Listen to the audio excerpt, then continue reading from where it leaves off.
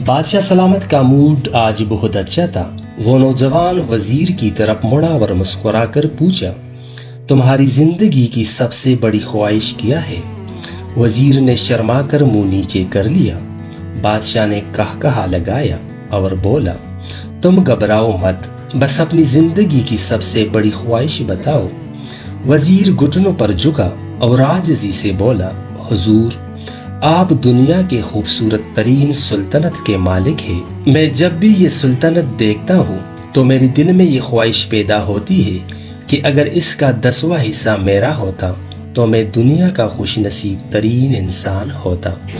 بادشاہ بولا، اگر میں تمہیں آدھی سلطنت دے دوں؟ تو وزیر نے گھبرا کر اوپر دیکھا اور عاجزی سے بولا، بادشاہ سلامت، یہ کیسے ممکن ہے؟ میں اتنا خوش قسمت کیسے ہو سکتا ہوں؟ بادشاہ نے فوراً سیکرٹری کو بلایا اور اسے 2 احکامات لکھنے کا حکم دیا۔ پہلے حکم کے ذریعے اپنی آدھی سلطنت نوجوان وزیر کے حوالے کرنے کا فرمان جاری کر دیا۔ دوسرے حکم میں بادشاہ نے وزیر کے سر قلم کرنے کا آرڈر دے دیا۔ وزیر دونوں احکامات پر بہت حیران ہوا۔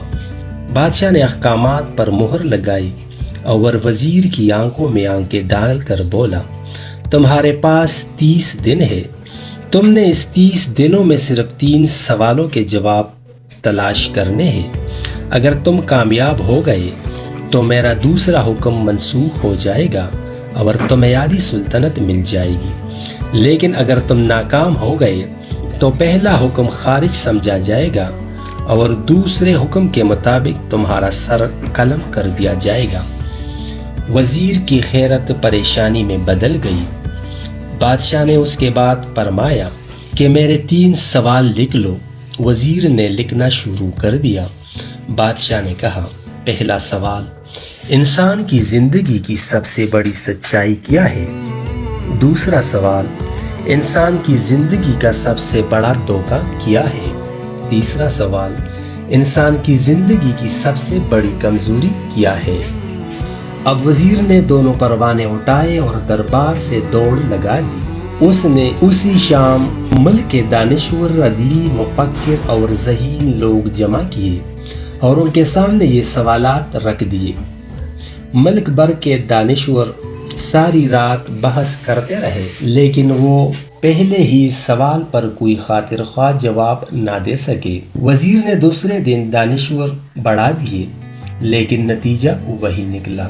وہ آنے والے دنوں میں لوگوں کی تعداد بڑھاتا رہا، مگر اسے کوئی تسلی بخش جواب نہ مل سکا، یہاں تک کہ وہ مایوس ہو کر دارالحکومت سے باہر گیا۔ وہ سوال اٹھا کر پورے ملک میں پھرا، لیکن کہیں سے جواب نہ مل سکا۔ وہ مارا پھرتا رہا، شہر شہر، گاؤں گاؤں کی خاک چانتا رہا۔ شاہی لباس پھٹ گیا، پگڑی ڈھیلی ہو کر گردن میں لٹک گئی، جوتے ٹوٹے اور پاؤں میں چالے پڑ گئے، یہاں تک کہ شرط کا آخری دن آ گیا۔ خواتین و حضرات، اگلے دنوں سے دربار میں پیش ہونا تھا۔ وزیر کو یقین تھا کہ یہ اس کی زندگی کا آخری دن ہے۔ کل اس کی گردن کاٹ دی جائے گی اور جسم شہر کے مرکزی پل پر لٹکا دیا جائے گا۔ وہ مایوسی کی عالم میں دارالحکومت کی کچی آبادی میں پہنچ گیا۔ آبادی کے سرے پر ایک فقیر کی جھونپڑی تھی۔ وہ گرتا پڑتا اس جھونپڑی میں پہنچ گیا، جہاں ایک فقیر سوکھی روٹی پانی میں ڈبو کر کھا رہا تھا، ساتھ ہی دودھ کا پیالہ پڑا تھا اور فقیر کا کتا یہ دودھ پی رہا تھا۔ فقیر نے وزیر کی حالت دیکھی، کہا لگایا اور بولا، جناب عالی، آپ صحیح جگہ پہنچے ہیں۔ آپ کے 3 سوالوں کے جواب میرے پاس موجود ہے۔ وزیر نے حیرت سے اس کی طرف دیکھا اور پوچھا، آپ نے کیسے اندازہ لگا لیا کہ میں کون ہوں اور میرا مسئلہ کیا ہے؟ فقیر نے سوکھی روٹی کے ٹکڑے چھاوڑی میں رکھ کے اپنا بستر اٹھایا، وزیر سے کہا، یہ دیکھیے، آپ کو ساری بات سمجھ آ جائے گی۔ وزیر نے جھک کر نیچے دیکھا کہ بستر کے نیچے شاہی لباس بچھا ہوا تھا۔ یہ وہ لباس تھا جو بادشاہ اپنے قریب ترین وزراء کو عنایت کرتا تھا۔ فقیر نے کہا کہ جناب عالی میں بھی اس سلطنت کا وزیر ہوا کرتا تھا، میں نے بھی ایک بار بادشاہ سے آپ کی طرح شرط لگانے کی غلطی کر لی تھی، نتیجہ آپ خود دیکھ لیجئے۔ فقیر نے سوکھی روٹی کا ٹکڑا اٹھایا اور دوبارہ پانی میں ڈبو کر کھانے لگا۔ وزیر نے دکھی دل سے پوچھا، کیا آپ بھی جواب تلاش نہیں کر سکے تھے؟ فقیر نے جواب دیا، میرا کیس آپ سے بہت مختلف تھا، میں نے جواب ڈھونڈ کر بادشاہ کو بتا دیے تھے، مجھے آدھی سلطنت مل چکی تھی، لیکن میں نے سلطنت کا پروانہ پاڑا، بادشاہ کو سلام کیا اور اس کوٹھیا میں آ کر بیٹھ گیا۔ اوراج میں اور میرا کتا دونوں مطمئن زندگی گزار رہے ہیں۔ یہ سن کر وزیر کی حیرت اور زیادہ بڑھ گئی، لیکن یہ سابق وزیر کی حماقت کی تجزیے کا وقت نہیں تھا، بلکہ جواب معلوم کرنے کی کڑی تھی۔ چنانچہ وزیر نے فریادی بن کر فقیر سے پوچھا، کیا آپ مجھے ان سوالوں کے جواب بتا سکتے ہیں؟ فقیر نے ہاں میں گردن ہلا کر جواب دیا کہ میں پہلے ہی 2 سوالوں کا جواب خود دوں گا، لیکن تیسرے سوال کے لیے تمہیں قیمت ادا کرنی ہوگی۔ وزیر کے پاس شرط ماننے کے علاوہ اور کوئی آپشن نہ تھا۔ فقیر بولا کہ پہلے سوال کا جواب ہے، دنیا کی سب سے بڑی سچائی موت ہے، انسان کوئی بھی ہو، کچھ بھی ہو، اس سچائی سے نہیں بچ سکتا۔ دوسرے سوال کا جواب، انسان کی زندگی کا سب سے بڑا دھوکہ زندگی ہے، ہم میں سے ہر شخص زندگی کو دائمی سمجھ کر اس کے دھوکے میں آ جاتا ہے۔ ناظرین گرامی، فقیر کے دونوں سوال ناقابل تردید تھی۔ وزیر بہت خوش تھا اور اس نے تیسرے جواب کے لیے فقیر سے شرط پوچھی۔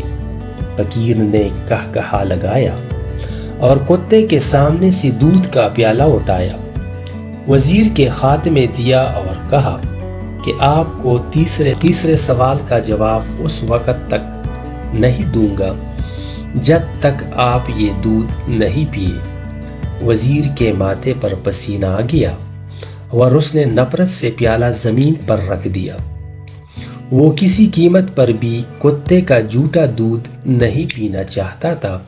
فقیر نے کہا، تمہارے پاس اب 2 ہی راستے ہیں، تم انکار کر دو اور شاہی جلاد کل تمہارا سر اتار دے گا، یا پھر تم یہ دودھ پی لو، تمہاری جان بچ جائے گی اور تمہاری سلطنت کے مالک بن جاؤ گے، فیصلہ بہرحال تم ہی نے کرنا ہے۔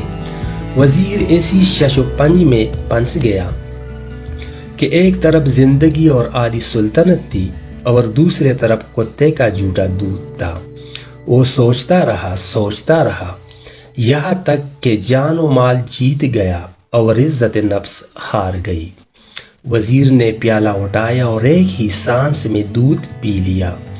فقیر نے کہا لگایا اور بولا، میرے بچے، انسان کی سب سے بڑی کمزوری غرض ہوتی ہے، یہ اسے کتے کا جھوٹا دودھ تک پینے پر مجبور کر دیتی ہے، اور یہ وہ سچ ہے جس نے مجھے سلطنت کا پروانہ پاڑ کر اس کٹیا میں بیٹھنے پر مجبور کر دیا تھا۔ میں جان گیا تھا کہ میں جو زندگی کے دھوکے میں آؤں گا، میں موت کی سچائی کو فراموش کرتا جاؤں گا، اور میں موت جتنا فراموش کرتا رہوں گا، میں اتنا ہی غرض کی دلدل میں دھنستا جاؤں گا، اور مجھے روز اس دلدل میں سانس لینے کے لیے غرض کا غلیظ دودھ پینا پڑے گا۔ لہٰذا میرا مشورہ ہے کہ زندگی کی ان 3 حقیقتوں کو جان لو، تمہاری زندگی اچھی گزرے گی۔ وزیر شرمندگی کا تحفہ لے کر فقیر کی جھونپڑی سے نکلا اور محل کی طرف چل پڑا، اور جو محل کے قریب پہنچ رہا تھا اس کے احساس شرمندگی میں اضافہ ہوتا جا رہا تھا، اس کے اندر ذلت کا احساس بڑھ رہا تھا۔ وہ اس احساس کے ساتھ محل کے دروازے پر پہنچا ہی تھا کہ اس کے سینے پر خوفناک ٹھیس اٹھی اور گھوڑے سے گرا، لمبی ہچکی لی اور اس کی روح دار پانی سے پرواز کر گئی۔